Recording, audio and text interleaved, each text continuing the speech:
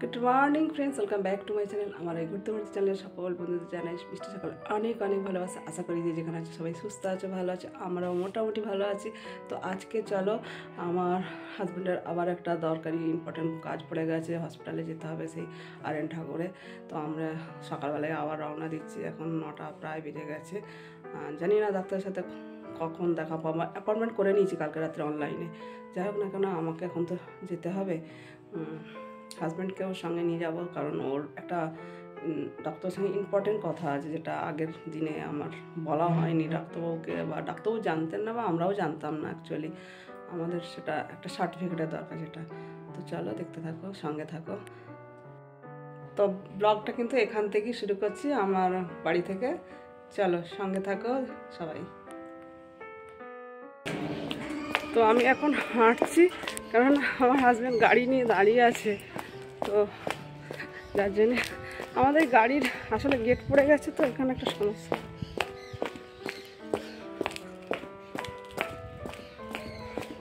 তাড়াতাড়ি করছে, অনেকটা লেটও হয়ে গেছে আবার। তো বন্ধুরা, আমি কিন্তু যেটা যাচ্ছি এটা কিন্তু আমার বাড়ির সামনে দিয়েই রাস্তা, মেন রোড। আর রোডের দুই পাশে কিন্তু এরকম সবজি বাজার বসে। সকাল থেকে তুমি 2:30-3টা পর্যন্ত বেলা পেয়ে যাবে। আর দেখছো রাস্তা দুই পাশে, আর এই সামনে বিশাল মাঠ, এখানে খেলাধুলা হয়। চলো, দেখতে থাকো। তো বন্ধুরা, আমি যাচ্ছি, এই রাস্তা কিন্তু আমাদের, আর এই তার সামনে কিন্তু এরকম সব ধরনের সবজি বাজার বসে, আর গেটটা পড়ছে একদম এই সামনেই, তোমাদের দেখাবো।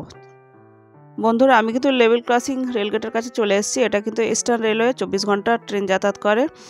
তো আমাদের রেল গেটের ওপারে কিন্তু আমাদের গাড়ি দাঁড়িয়ে আছে। চলো, দেখতে থাকো। ট্রেন যাচ্ছে খুব দ্রুত গতিতে, তো আমি এক সাইডে দাঁড়িয়ে গেছি। আর এই লেভেল ক্রসিংয়ের পরেই কিন্তু মা কালীর আর মা শীতলার এক মন্দির আছে, একটা বিশাল মন্দির। তো সকালবেলা আমরা যখনই যাতায়াত করি, মায়ের মন্দিরে মাকে দর্শন করে মাকে চেষ্টা করি যাওয়ার। তো আমি প্রণাম করে তবে গাড়িতে উঠবো। তো ফাইনালি কিন্তু আমি গাড়িতে উঠে গেছি, আর আমাদের গাড়িও ছেড়ে দিয়েছে। আর আমি কেন রেলগেটের এপারে এসে উঠলাম তোমাদের বলছি। কেন কি, রেলগেট পড়ে থাকলে না খুব সমস্যা হয়, গেট না ওঠা পর্যন্ত আমরা কেউ যাতায়াত করতে পারি না। গাড়িটা এপারে থাকলে কি অনেক তাড়াতাড়ি সুবিধা হয়, এবং আমরা সহজেই যেতে পারি বা আসতে পারি। এই জন্যই আমরা অনেক সময় বাড়ির সামনেই যায় গাড়ি, আবার অনেক সময় এইভাবেই যাই। তো বন্ধুরা, গাড়ি তো আমাদের যাচ্ছে, দেখছো রাস্তায় কীভাবে গাড়ি জ্যামে দাঁড়িয়ে যাচ্ছে। এরকম আমাদের জ্যামে জ্যামেই যেতে হবে, অনেকটা সময় লাগবে। আর সকালের টাইমটা না প্রচুর জ্যাম হয়, মানে সকাল থেকে তোমার 10টা-11টার মধ্যে প্রচুর জ্যাম। এইভাবেই সব মানুষকে যাতায়াত করতে হয়, কিছু করার নেই। চলো, আমরাও এইভাবে যেতে থাকি।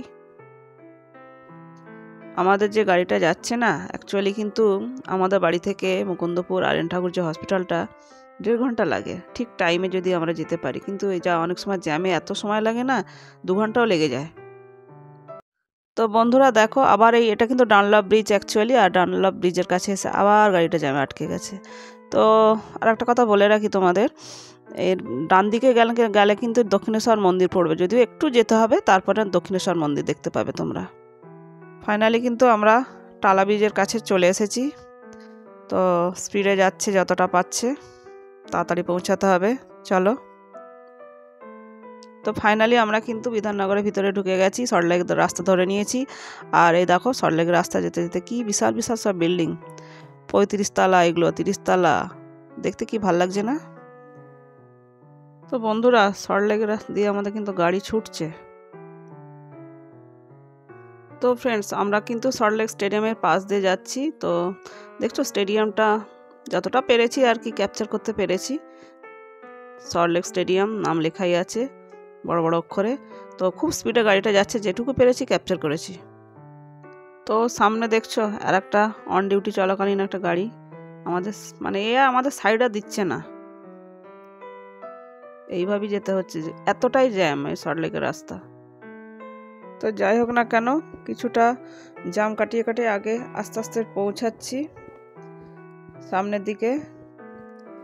ওই মাঝে মধ্যে জ্যাম হয়ে যাচ্ছে, আবার জ্যাম খুলে যাচ্ছে, এইরকম হয় আর কি শহরের রাস্তা যা হয়। আর বিশেষ করে সল্টলেক, বুঝতেই তো পারছো, আবার দাঁড়িয়ে গেছে।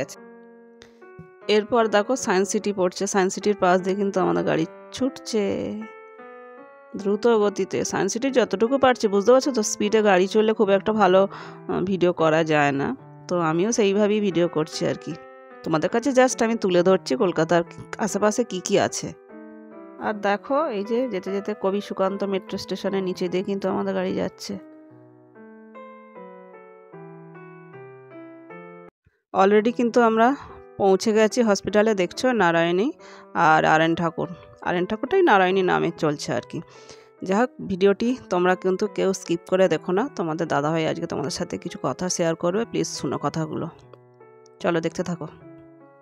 এবার কিন্তু আমরা গাড়ি থেকে নেমে পড়ে আর এখন আমরা ডক্টর চেম্বারের মধ্যেই ঢুকবো, চলো দেখতে থাকো।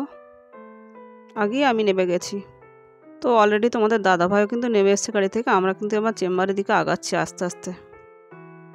তো ফাইনালি যেখানে ডক্টর চেক আপ হয় আমরা ওখানে কিন্তু ঢুকে গেছে, আর আমি এখানে বসেছিলাম। তো তোমাদের দাদাভাই বললো ডক্টরবাবু এসেছেন কিনা দেখে আসি।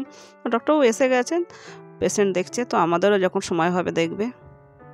তো গাইস, ডক্টরবাবু চেক আপও করে দিয়েছেন, আর ডক্টরি একটা সার্টিফিকেট দেওয়া ছিল, ডক্টরবাবু সেটা লিখেও দিয়েছেন। আর যা ইম্পর্টেন্ট কথা ছিল ডাক্তারবাবুর সাথে, উনি সেই কথাগুলো আমাদের ভালোভাবে হয়ে গেছে। আমরা এখন বাড়ি ফিরছি।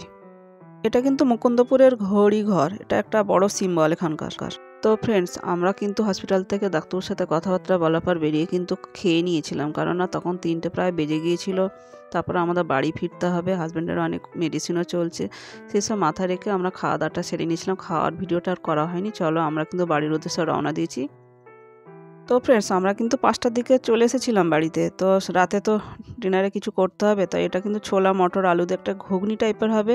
তো এটা কিন্তু আমার আগের দিনে সিদ্ধ করা ছিল ফ্রিজে, তো আজকে সেটা ভাবলাম এটা রান্না করে নিই, রাতে খাওয়া যাবে, তো আমি এটা রান্না করছি।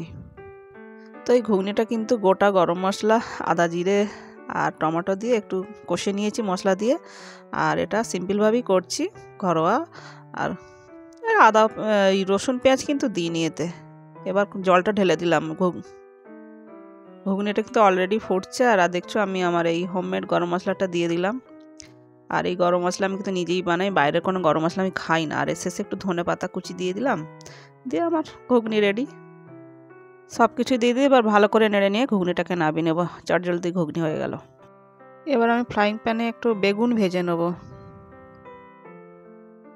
তো বেগুনগুলো কিন্তু আমি দিয়ে আর ঢাকা দিয়েছিলাম, একদম কম তেলে বেগুন ভাজবো, কেননা এখন হাজব্যান্ডের অনেকটা কম তেলে খেতে হবে। তো বেগুনগুলো উল্টে পাল্টে দিলাম, বেশ সুন্দর করে লাল করে ভাজা হয়ে গেছে।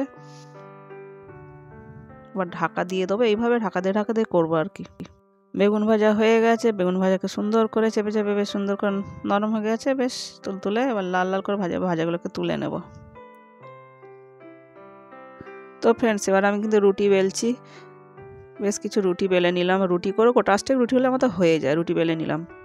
তো ফ্রেন্ডস, চাটু বসিয়ে দিয়েছি, চাটু কিন্তু গরম হয়ে গেছে, আর আমি রুটি ভেজে নিচ্ছি। আর বেশ আমি 3-4টে একেবারে দিয়ে আমি ভেজে নিই, এইভাবে কিছু করি। তো ফ্রেন্ডস, আমি কিন্তু রুটি ভাজতে একদিকে ভেজে নিই, তারপরে কিন্তু অপর ওভেনে আমি কিন্তু রুটিগুলো এইভাবে পুড়িয়ে নিই, বেশ সুন্দর করে ফুলেও যায়। এইভাবে আমি চেপে চেপে সুন্দর করে রুটিটা করে নিই। এইভাবে আমি রুটি বানাই, 4টে-5টা দিই, কোনো সময় 4টে দিই, এইভাবে নিজে এক হাতে করি, যখন এইভাবেই করতে হয় আমাকে। আর করে একটা একটা করে ক্যাসারোলে ঢুকিয়ে দিলাম, রুটিগুলো গরম থাকবে খাওয়ার সময়। তো ফ্রেন্ডস, এখন প্রায় 11:15 বাজে, আমাদের একটু খেতে লেটই হয় রোজ। তো কদিন তোমার দাদাভাইয়ের শরীরটা খারাপ ছিল, ওকে আগে দিয়ে দিতাম, তারপরে আমার অনেক কাজ থেকে কাজটা সেরে আমি একটু লেটে খাই। তো আজকে আমাদের ডিনারে আছে রুটি, বেগুন ভাজা আর ঘুগনি, আর একটু শশা কুচি, পেঁয়াজ কুচি, আর কী বলে এটা, ঝুরি ভাজা, এই দিয়ে আমরা খাবো। তো ফ্রেন্ডস, ফাইনালি আমরা এখন প্রায় 11:15 বাজে, আমরা কিন্তু খেতে বসে গেছি, যে হাজব্যান্ড আর আমি। হাই ফ্রেন্ডস, এখন একটু ভালো আছি। তোমার দিদিভাই আগের ভিডিওতে বলেছে শরীরটা খুব খারাপ ছিল, এখন একটু সুস্থ আছি। চেক আপের পরে নর্মাল খেতে বলেছে, তেল ঝাল কম।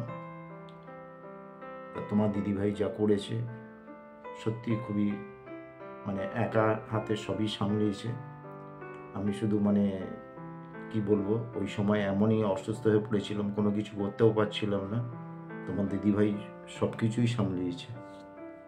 আজ হসপিটালে ভর্তি করার থেকেও বাইরে বেরোনো নিয়ে আসা পর্যন্ত সবই করেছে। আর এইটা হয়েছে বলে আজ আমি এখানে আপনাদের সামনে এই কথা বলতে পারছি। সবাই ভালো থেকো, সুস্থ থেকো। চলো বন্ধুরা, তুই তো তোমাদের দাদাভাইয়ের মুখ থেকে সবই শুনে নিলে। অ্যাকচুয়ালি ও যেটা হয়েছে ওর ভাগ্যের জোরেই ও এত বেঁচে বাড়িতে এসেছে। আর অ্যাকচুয়ালি আমার তো ডিউটি, কারণ আমার পরিবার সবার আগে, আমার পরিবার সব কিছু পরে, আগে পরিবার তারপরে সব কিছু। যাই হোক না কেন, ঈশ্বরের হয়তো উপরওয়ালার আশীর্বাদ ছিল আজ, তাই তোমার দাদাভাইকে তোমরা সবাই দেখতে পাচ্ছ। একটা অনেক বড় বিপদ থেকে আমরা তোমাদের দাদাভাইকে ফিরে এসেছে আর কি, যেটা বলো। আর ওপরওয়ালা ভগবান তো মাথার উপর সবসময় আছে। তারপরে অবশ্যই ডক্টর না থাকলে কাজটা একদমই সম্ভব হতো না। আজ এই নতুন জীবন যেটা ফিরে পেয়েছে, এটা একমাত্র ডাক্তারের অনেক সঠিক সময় নিয়ে যাওয়া এবং ডক্টরের সঠিক ট্রিটমেন্টের জন্যই তোমাদের দাদাভাই আজ সুস্থ অবস্থা আছে তোমাদের সামনে। আর তোমরাও তোমার দাদাভাইয়ের জন্য চেষ্টা করো, প্রে করতে, যারা আগামী দিনেও আরও সুস্থ হয়ে যায়। আর ও অলরেডি কিন্তু অফিসে জয়েনও করে ফেলেছে, 2 দিন আগে আমি জয়েন করেছি। আর ওর চেক আপ চলছে। আর এখন কন্টিনিউ ওকে চেক আপের মধ্যেই লং লাইফ হয়তো থাকতে হবে, ডক্টরের এরকমই কথা আমাদের বলেছে। তো পরপর তো চেক আপ হতে থাকবে। আর তোমাদের আগের ভিডিওতে আমি সব কিছু ক্লিয়ার বলিনি, সব কিছু শেয়ার করা তো হয়ে ওঠেনি। যতটুকু পেরেছি, বুঝতেই তো পারছো, একা হাতে আমি সব কিছু হ্যান্ডেল করেছি এত বড় বিপদ থেকে।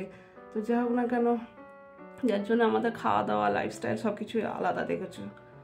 খাওয়া দাওয়া খুব নর্মাল। আর এখন ডাক্তারবাবু বলে দিয়েছি মোটামুটি সবই খেতে পারবে। কিছু জিনিস অল্প টুকটাক বারণ আছে, যেমন টটনগুলো এক্ষুনি যাতে না খায়। আর হালকা তেল ঝাল মশলা সব কিছু খেতে পারবে। কিছু জিনিস বারণ আছে, সেগুলো তো মেনটেন করতে হবে। আর লং লাইফ মেডিসিনও চলবে হয়তো। ডাক্তারবাবু এখন আপাতত এটা বলেছে, জানি না পরবর্তীকালে চেক আপের পর ডাক্তারবাবুর কী ডিসিশান নেবে সেটা এই মুহূর্তে আমি বলতে পারছি না। সেটা ডাক্তারবাবুর ওপর আর ওর ওপরই সব কিছু ডিপেন্ড করছে। আর একটা কথা বলে রাখি বন্ধুরা, যেহেতু আমি ভিডিওটা এতদিন সব কিছু, অ্যাকচুয়ালি ওর যেটা হয়েছিল হার্টের প্রবলেম, বিরাট হার্টের প্রবলেম, যেটা একটা সেকেন্ডও মানুষকে সময় দেয় না। কিন্তু একটা ডাক্তারবাবুকে যখন নিয়ে গেছি না রাত্রি, তখন ডাক্তারবাবু বললো অনেক সময় পেশেন্টকে আমরা একটা ইঞ্জেকশন দেওয়ারও সময় পাই না যে পেশেন্টকে বাঁচাবো। তো সেই বাঁচানোর সময়টা ডাক্তারবাবু বললো আপনি ঠিক সময়ে নিয়ে এসেছেন। তো যাক, হয়তো ভগবান উপরওয়ালা আমাকে সেই ক্ষমতাটুকু হয়তো সেই সময় দিয়েছিল। অ্যাকচুয়ালি আমি এমনিতে সব কিছু কাজকর্ম সব কিছু সুন্দরভাবে ব্যালেন্স করে চলতে পারি। আমি বাইরের কাজও করি এবং ঘরের পরিবারটাকেও সামলাই। আমি একা A to Z সব করি। তো ছেলেও আমার এখানে থাকে না, তারও ট্রান্সফারের জব, তো একটু ওয়েস্ট বেঙ্গলের মধ্যেই থাকে। আর সপ্তাহে আসে, কোনো সময় 2-5 দিন ছাড়া আসে। তো এখন ওর বাবার এই শরীর খারাপের জন্য মাঝে মধ্যে যখনই মন চাইছে চলে আসছে। ছেলেরও মন টিকছে না আর কি। বুঝতেই তো পারছে, একটা অনেক বড় বিপদ থেকে মুক্ত হয়েছে তোমাদের দাদাভাই। তো যাক, ভিডিওটা লং কাট বেশি করব না। আর ও অফিস থেকে চলেও এসেছে, অনেক আগেই চলে এসছে। আজকে আমাদের খেতে লেট হয়েছে, আমার একটু কাজ ছিল। তো আমারও তো বিভিন্ন কাজকর্ম থাকে, প্রচুর কাজের মধ্যে ব্যস্ত থাকি আমি। তারপরেও আমাকে তো সব দেখতে হবে, বলো কি করব? আমি যদি না দেখি কে করবে? আমি তো পরিবারের ধরতে গেলে আমাকেই সব করতে হবে। প্রথম থেকে আমি এইভাবেই আমার পরিবারকে মেনটেন করছি। আগামী দিনে যাতে আরও ভালো মেনটেন করতে পারি, তোমরা আমার পাশে থেকো, সাথে থেকো, আমার সঙ্গে থেকো। আর চলো আমরা আমাদের ডিনার কমপ্লিট করি এবার। আমাদের খাওয়া দাওয়ার আজকে মেনুগুলো তো বলে দিচ্ছি। এই যে ঘুগনি আছে, হালকা অল্প তেলে বেগুন ভেজেছি। আমার কটা রুটি আছে, 3টে রুটি, ওর ওই 3টে রুটি আছে। আর হালকা তেলেই প্রথম ওকে ভাজাভুজি দিচ্ছি। আর আমি একটু ঝুরি ভাজা নেব, পেঁয়াজ কুচি আর শশা এগুলো একটু নেব। ও ঝুরি ভাজাটা নেবে না, পেঁয়াজ শশা খাওয়া চলবে ওর। চলো আমাদের কিন্তু খাওয়া দাওয়া স্টার্ট করে দিচ্ছি। চলো দেখতে থাকো, সাথে থেকো। তো ফ্রেন্ডস, তোমাদের আরেকটা কথা এখানে বলা হয়নি, তো আমার এটা বলা খুবই দরকার। এক দাদাভাই কিন্তু ওই দিনে আমার অফিসের ছিল। তো ওই দাদাভাই আমার পাশে ছিল সেই সময়টুকু, হয়েছে তো সন্ধ্যের পর 6টার দিকে আমাকে অ্যাডমিশন করাতে হয়েছে, সন্ধ্যে 6টা। তো যাই হোক, দাদাভাই ছিল বলে কিছুটা মনের জোর ছিল আমার। যাই হোক, কিন্তু ডিসিশন আমাকে নিতে হয়েছে, আর ডক্টর সাজেস্ট করা সেটাও আমার উপর দায়িত্ব ছিল, কারণ ভালো ডক্টর না দিলে বিশাল মুশকিল, বাঁচানোটাই একটা চাপ ছিল। তো যাই হোক, ভালো ডক্টর এবং ভালো জায়গা আমি নিয়ে গেছি বলে তোমাদের দাদাভাইকে যাই সুস্থ করে বাড়ি নিয়ে আসতে পেরেছি। সে কন্ডিশন যা ছিল তোমাদের কাছে আমি ভিডিও তো করতেই পারিনি, আর না শেয়ার করলে হয়তো বুঝবে না। একদিকে জম টানাটানি করছে, একদিকে আমি টানাটানি করছি, এরকম সিচুয়েশান ছিল। আমি এই কথা বলতে বাধ্য হলাম, কারণ আমার সাথে ঘটেছে জানা, ভগবান আমার কোনো শত্রুর সাথেও যেন এরকম না ঘটে। যাই হোক, তোমাদের কাছে আজ শেয়ার করলাম। খুব ভয়ঙ্কর পরিস্থিতি গেছে, যেটা বলা চলে। যাই হোক, ভিডিওটি আর লং করছি না। আমার ভিডিও যদি তোমাদের ভালো লাগে বন্ধুরা, লাইক, কমেন্ট, শেয়ার এবং সাবস্ক্রাইব করে আমার পাশে থেকো।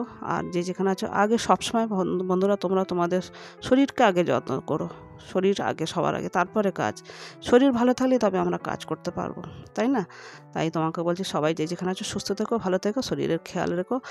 আর সবার জন্য রইল আমার অনেক ভালোবাসা। আর love you all. Good night, tata.